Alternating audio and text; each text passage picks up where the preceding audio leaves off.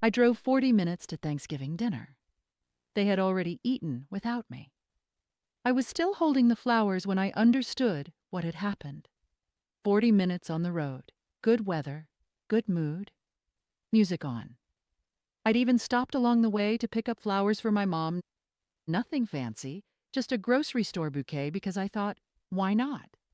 Thanksgiving, once a year. She'd like it. I rang the doorbell. Silence. Knocked. Still silence. Then my phone buzzed. Mom, we thought you'd be late. I read it. Read it again. Then a third time, slowly, like the meaning might rearrange itself if I gave it enough time.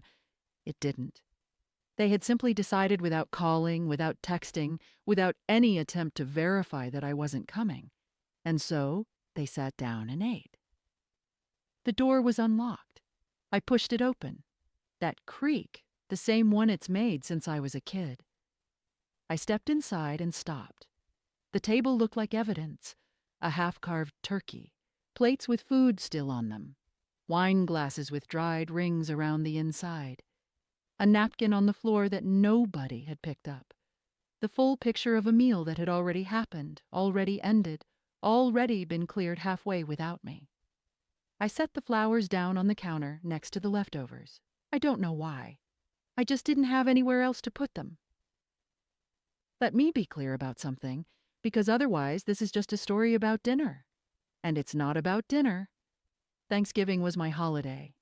Not because of the food, though, yes, obviously the food, but because of what it meant.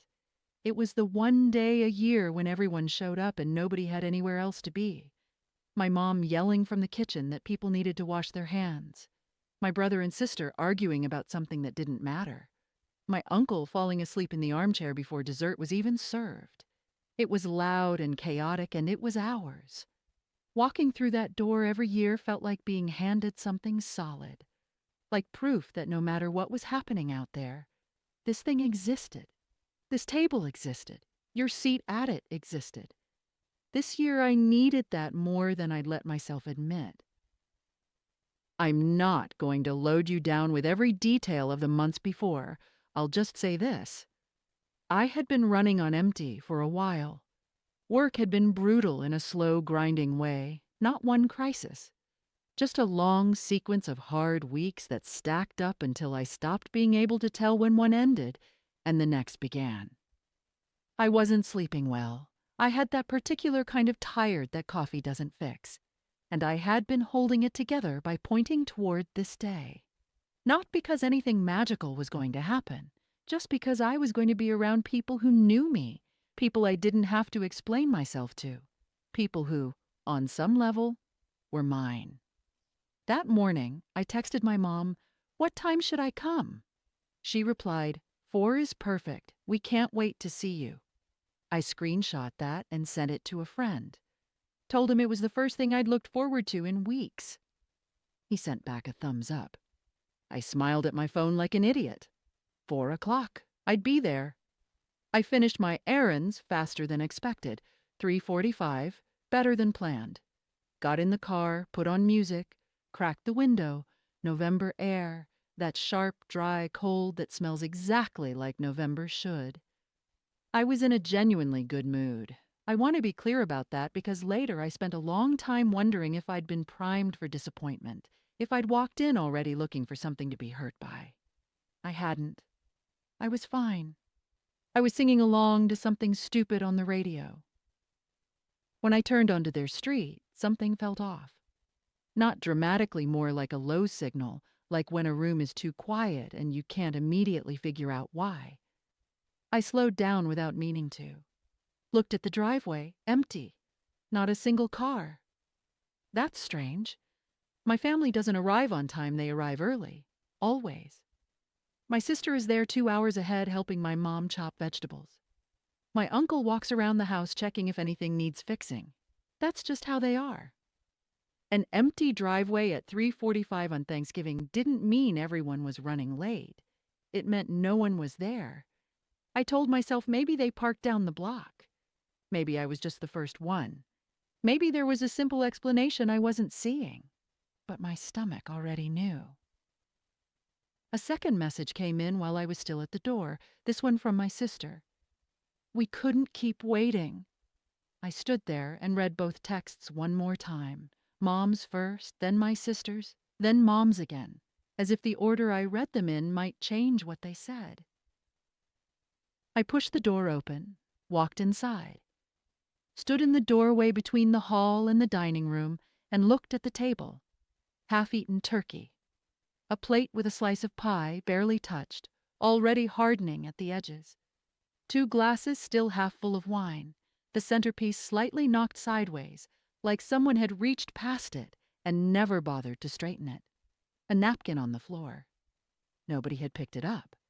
This had all happened while I was in the car, while I was singing along to the radio, while I was buying flowers. They sat down, ate, laughed probably, talked about whatever they talk about, and not one person at that table thought to pick up the phone and ask where I was. Not, "Are you okay?" Not, "Did something happen?" Not, "We're starting soon. Should we wait?" Nothing. They just concluded among themselves that I wasn't coming. And then they moved on. That's the part that broke something in me, not the dinner. Not being left out of one meal. The ease of it. The total, uncomplicated ease with which they had written me off and felt nothing about it. I picked up flowers from the counter and held them for a second. Then I set them back down, walked out, got in my car, gripped the steering wheel with both hands until my knuckles went white, stared at the dashboard, tried to figure out what I was feeling.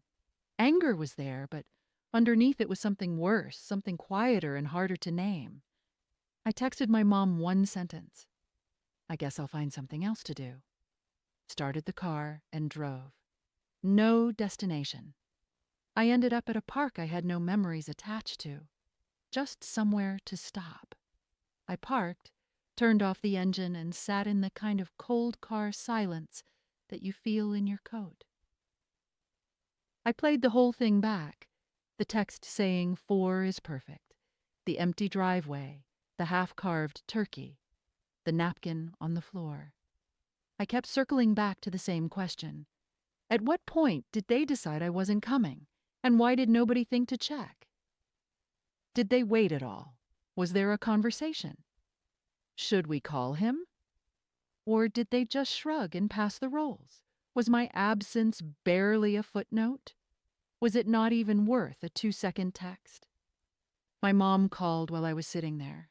I watched the screen light up, watched her name pulse, watched it stop. Then my sister texted, "Mom is really upset." I stared at that for what felt like a long time. Mom is upset. My mother, who sat at a full table on Thanksgiving while I stood on the porch ringing the doorbell, is upset. About what, exactly? That I didn't announce my arrival more clearly? That I'd somehow caused a scene by showing up when she told me to? I blocked both numbers, fast, before I could think too much about it. It was the only decision I could make in that moment that felt like mine. 3 days later, a text from a number I didn't recognize. "Can we meet? I need to talk to you." My mom. New number. No apology, no acknowledgement of what happened. Just a summons. I should have ignored it. Part of me knew that. The other part needed to sit across from them and hear it directly. Needed to look at their faces and understand how they were explaining this to themselves. So I agreed. A cafe in town, afternoon. I arrived first, got a table, ordered coffee, watched the door. My mom came in looking tired, hands clasped on the table before she even sat down, eyes going everywhere except my face. She started talking. Said they had been worried I wasn't coming, said the food was getting cold, said she hadn't meant to hurt me. Her voice was soft. Her hand found mine on the table. I was actually trying to hear her, genuinely listening, looking for something real to hold on to. That's when the door opened and my sister walked in, uninvited. She sat down without saying anything to either of us, looked at me the way someone looks at a problem they've already solved. Then she said calmly, like she'd rehearsed it, "I don't understand why this is such a big deal. We all assumed you'd be late. It wasn't personal, it was just dinner." Just dinner. She hadn't come to apologize. She hadn't come to listen. She had come to explain to me why I was wrong to feel what I felt, to manage the situation, to close it out efficiently so everyone could move on. And my mom, whose hand was still on mine, whose voice had been so careful and soft, said absolutely nothing, just sat there and let it happen. I'm not someone who speaks up. I process things silently, then more silently. Then I go home and replay the conversation I should have had. I've been doing that my whole life. That afternoon, something in me gave way. I told them everything. Not yelling something worse than yelling, actually, which is calm and clear and deliberate. I said that this wasn't about one dinner, that my whole life I had been the one who showed up early and left late, who adjusted, who absorbed, who never made things difficult. That I had rearranged my schedule around theirs, swallowed my own frustrations, made myself smaller whenever that was easier for everyone. And they had gotten so used to it that when I didn't do it once, they didn't even notice. They just assumed and moved on. While I was on my way over with flowers, my voice was shaking. I kept going. My sister's face did something I saw it, a hairline fracture, before she covered it up, and then she crossed her arms and said I was blowing everything out of proportion. My mom looked at her hands in her lap. My uncle walked in at some point. I don't even know why he was there. It felt almost scripted, like the universe was helping change the subject. I stood up. I said I was tired of fighting for a seat at a table that didn't seem to want me there. I said it without raising my voice, which felt important. Then I walked out. The cold outside hit me and felt for just a moment like relief. A week passed. Then my sister texted, "I don't think you understand what you've done." I sat with that message for a long time, put my phone down, paced, picked it up again, wrote a reply, deleted it, wrote another, deleted that too, sent nothing. Not because I had nothing to say, because I finally saw it clearly. This wasn't an incident. It was a pattern. I had spent years being the flexible one, the available one, the one who didn't complain, and the one time I didn't perform that role, they reframed it as something I had done to them. That's not a misunderstanding. That's a dynamic. And you can't fix a dynamic with one honest conversation in a cafe. Then, unexpectedly, my mom called. Different energy, not the careful, managed softness from the cafe. Something quieter and more real. She said she'd been thinking. She said she knew they had gotten it wrong. She said she wasn't asking for forgiveness right now. She just wanted me to know that she understood. I didn't say much back. I didn't have a speech ready, but I didn't hang up either. It was the first honest thing that had happened since Thanksgiving. Where I am now. I still don't know what comes next. I'm not going to wrap this up in a lesson because I'm genuinely still inside it. I know this. An apology and a change are two completely different things, and I've lived long enough to understand which one actually matters. Words in a phone call don't undo a pattern. They're a starting point, maybe. Or they're just words. I know that I spent years being the person who showed up, who made room, who bent, and that I got so good at it that no one noticed when it cost me something, including sometimes me. I know that there are people out there who have families that just show up, who don't need to be convinced that you are coming, who call when you're late not because they're annoyed, but because they're worried. I used to think that was the default. I'm not sure I believe that anymore. And I know that I threw away the flowers that same night, took them out of the bag, and dropped them in the bin outside my building without going back inside first. I don't know why I'm still thinking about them. I'm putting this out there because I need to ask. Have you ever been the person who always shows up and then one day realized no one was keeping track? Or are you someone who's been on the other side of a story like this and can explain how it happens from there. I genuinely want to understand both sides. Tell me what you think.